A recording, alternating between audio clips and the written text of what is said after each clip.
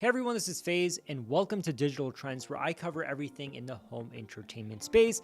And today we are going to discuss the HomePod Mini, which was launched as Apple's affordable smart speaker that's smaller, cheaper, and way more accessible than the original HomePod. And on paper, it really hasn't changed much for the past few years. Same design, same price, but in 2026, expectations are higher. So instead of reading specs, I'm breaking this down based on real life.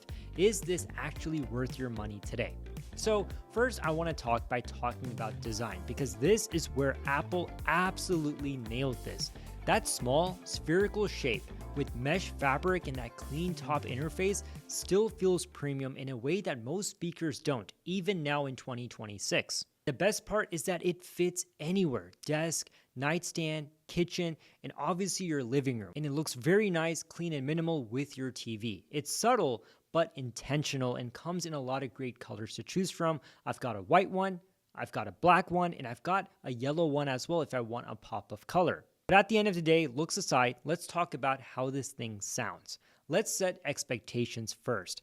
This is a small speaker, but for its size, it does punch way above its weight. I personally use it in my living room with my TV because I really want that nice home theater experience. And though it doesn't replace my, Sonos soundbar, what I do really appreciate with this is that you get clear vocals, solid mids, and surprisingly decent bass. And most importantly, it sounds balanced. And I do feel that even though I'm not using this as my main, soundbar replacement, I think for most people, if they get the HomePod Mini, I think it might do very well for you if you are in a smaller space. The sound is not muddy, it's not overly sharp, it's just clean, consistent audio. And it's great when you're watching movies and TV shows, but it's also great if you're listening to music and podcasts with it as well. But you see, this is where it gets interesting. If you own an Apple TV 4K, then this speaker becomes a completely different experience. You can pair your HomePod Mini with your Apple TV and use it as your default speaker. So if your home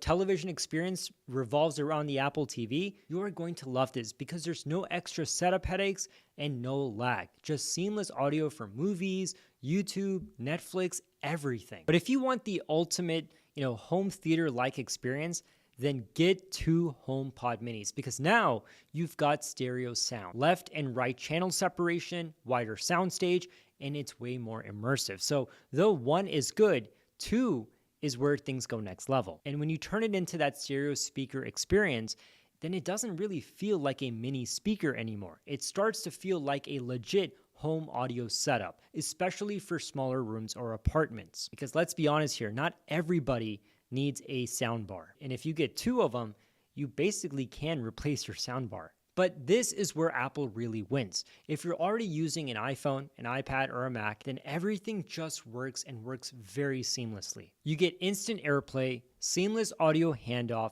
intercom between rooms, and smart home control. And it's fast. There's no friction, no weird setup, and that's what really sets it apart from a lot of other smart speakers in the market. And because it's a smart speaker, here is what daily use actually looks like for me.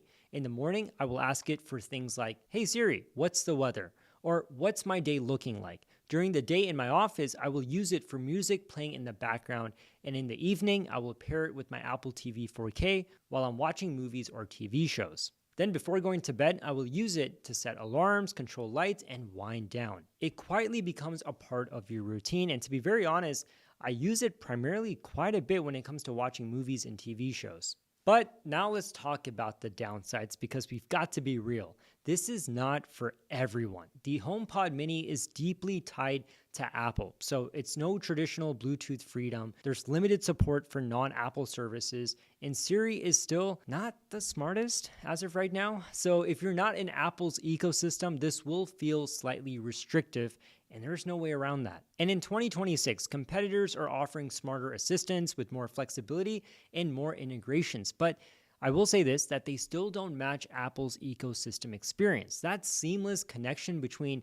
your iPad, your Mac, or your iPhone, that is still unmatched. So here's the final answer. Is the HomePod Mini worth it in 2026? It's a yes for me if you're in the Apple ecosystem, and especially if you own an Apple TV 4K, or if you're willing to get two HomePod Minis for that stereo sound that sounds beautiful. Or Lastly, you value simplicity over customization. Because at this point, it's not just a speaker, it's part of a bigger Apple experience. But here's the thing, if you're not in that Apple ecosystem, then you probably will want to find something that's a little more flexible. So yeah, 6 years later, the HomePod Mini is still here. It's still simple, still clean, and in the right setup, it can actually be very worth it.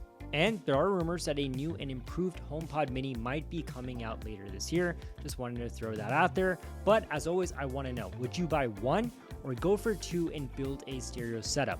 Let me know in the comment section below, and be sure to follow us for all things home theater and more.